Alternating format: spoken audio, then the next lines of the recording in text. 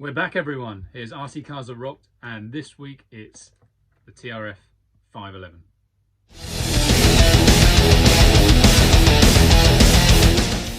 Welcome back to RC Cars That Rocked. It's been a little while, but we are back on lockdown in the UK, so we have a bit more time to do some videos. And this was next up. If you remember, I last did a video with you guys on the 201 from 2010, the European Championship winning car. So this bad boy is the four-wheel drive car from the same event, and I wanted to look it over with you like I do. RC Cars That Rocked, and here she is, TRF511 from the 2010 four-wheel drive European Championships, where I managed to TQ and win. I'm going to put a little video here.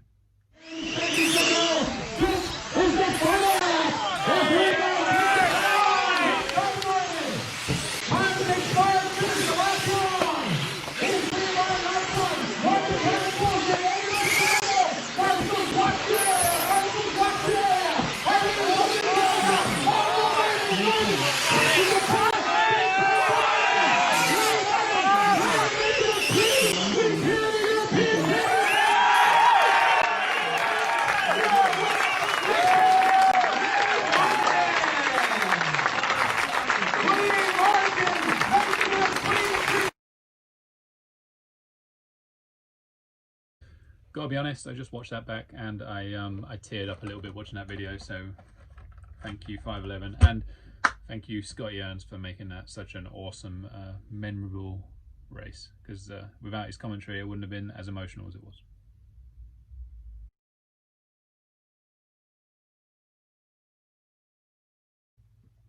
So first of all, we're going to look straight at the car. I think you know the event, we spoke about it last time, and this was the car that we used to do the full drive event. Again, it was rain affected, and unfortunately we didn't get all the qualifying rounds in, but the ones that we did do, this car managed to be on top, and then legs 1 and 2 of the final, she was very much there.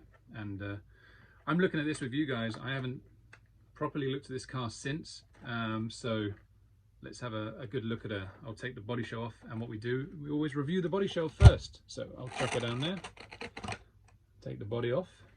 Quickly go over the stickers because they're not too dissimilar, obviously, from the two-wheel drive. So main one being Tamiya, main sponsor then, of course. We got Speed Passion again, we spoke about it last time. I'll look at it when it's in the car. Fast Tracks, Rube Bits and MK Racing. Kifo Paint, painted body shells.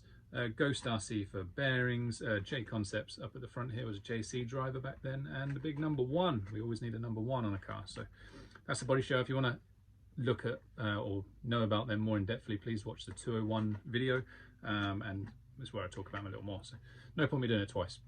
Chuck that there. So car, here she is. This was a big part of my life for a good period of time. So this is 2010, my first year with Tamiya, as we said before, and this was the reason that I joined Tamiya, because the year before Mark Reinhardt had won with this car on AstroTurf in 2009, and Victor and Hupo were also right there with him, very, very fast, and I always loved the way it looked to drive, and I've got to be honest, it drove exactly how it looked. It was awesome to drive, and it was such a beautiful, beautiful car, as we can see here. The Tamiya blue was always so striking, the way it was put together, it was lovely, it really was. So let's look at the front. One thing I noticed straight away is the shocks are quite stood up, especially in the rear. We always ran them on the inside hole on the arm generally, and yeah, there it is, quite stood up shocks. Obviously very well prepared by myself, all blue screws and stuff. I'm sure I'll put it down, I'll do a close-up video which I'll chuck up in the corner. Got a Savox servo in this one. So I'm not sure if I had a servo sponsor at the time, but I was obviously using Savox in four-wheel drive, so there it is. Servo saver built in to the actual horn. It's a Tamiya product, and had a little spring inside, so there's a servo saver built in. There's not one in the car itself, it was direct steering. So I've used aluminium steering arms with a plastic Ackerman bar, which we do a lot in two-wheel drive now, so maybe I was setting a trend back then. Again, Speed Passion, speed controller, the motor, I'll talk about them in a bit. Lovely car, well, brass parts, but done in chrome from Rube Bits.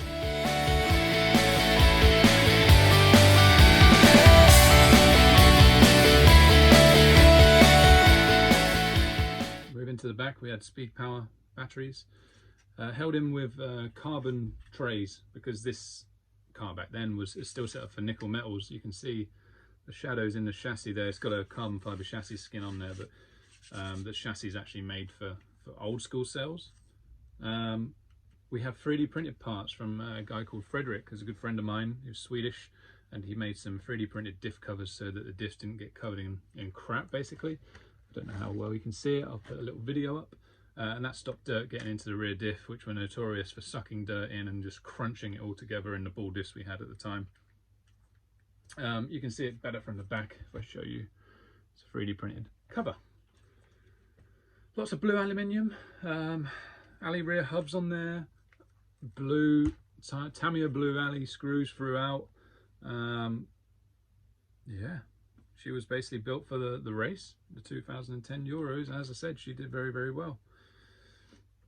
Here it is. There's a sticker on there. Off-road Euros number 99. I didn't know that. Number 99. So there she is. And what I really noticed with this car is, when I come in to do the video, I dropped it on the table, and the suspension still feels so good. Like, you could run that now and it would be absolutely perfect. We've had no leakages in 10 years. 10 years since I ran this car. The shocks still feel awesome. The O-rings haven't swirled. I could chuck this down and run it. I would never do that, but I'd love to have a go with one again, see what it was like. So belt drive, kind of derived from the touring car stage, but belt drive for me back then was awesome. You could really push hard with the car or drive it smooth, and it suited whatever you wanted to do with it. It was so good through the bumps and stuff as well. This car was very, very, very easy to drive. And not much changed in the years that I drove it. Obviously, Tamiya came out with a shaft drive car in 2011 or 12, but it was never really as good as this one. This one was the man.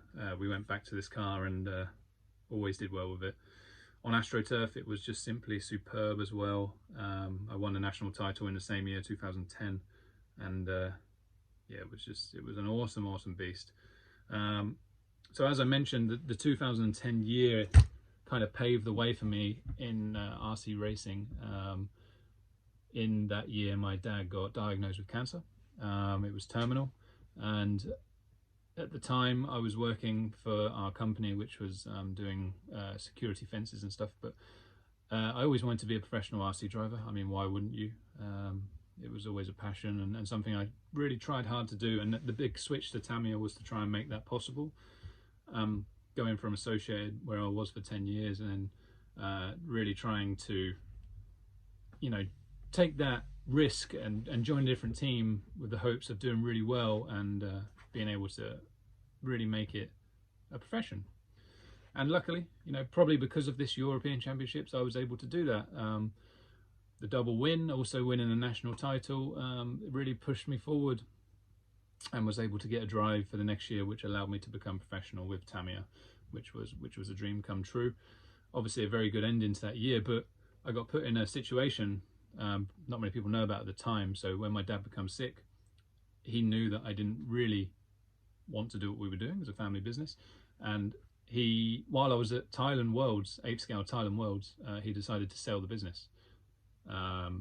Wasn't for a massive amount of money back then, because it had just gone through a recession and all the industry was bad, kind of like it is now. You know, with everything that's going on with COVID, the industry wasn't thriving. It wasn't a good time to sell a business, but he took that bold step and did it for his own benefit too. You know, he wanted to stop working and travel because of what had happened, and it also put me in a situation where I probably had 3 months before I ran out of money, and I needed to either make this a profession or go and find a new career, which probably would have stopped me from being able to race as much as I did, and probably would have ended that dream, because I'd have had to have gone and get a new job and then work up through the ranks and work hard to make a living for my family. So yeah, it was a big year, and luckily it all worked out, and I was able to start my journey on my professional RC career, which has now lasted 10 years.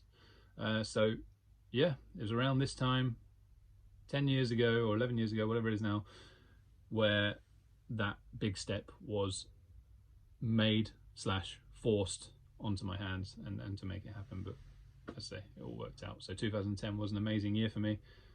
National champion with this car, European champion with this car, and yes, you really did pave the way for me, so thank you, little car. I hope everyone enjoyed that. Obviously, if you want to look back at the electrics, please watch Tour 1 video, Speed, Passion, Electronics. I talk about them in depthly there. The team at the event was obviously fantastic. Again, I spoke about it before. Myself, Mark, Victor, Tony, all the guys, Pumpy, they really made a big team effort so we could do well at the event. Mark finished third also in the full drive event, so it was perfect. So yes, that's RC Cars That Rocked. I hope you enjoyed this one. Tamiya 511, one of the greatest full drives of all time in my opinion. And please subscribe if you liked it. Please hit the bell icon to say you did, thumbs up, all that stuff. And yeah, this is RC Cars That Rocked. I'm Lee Martin. Thanks for watching.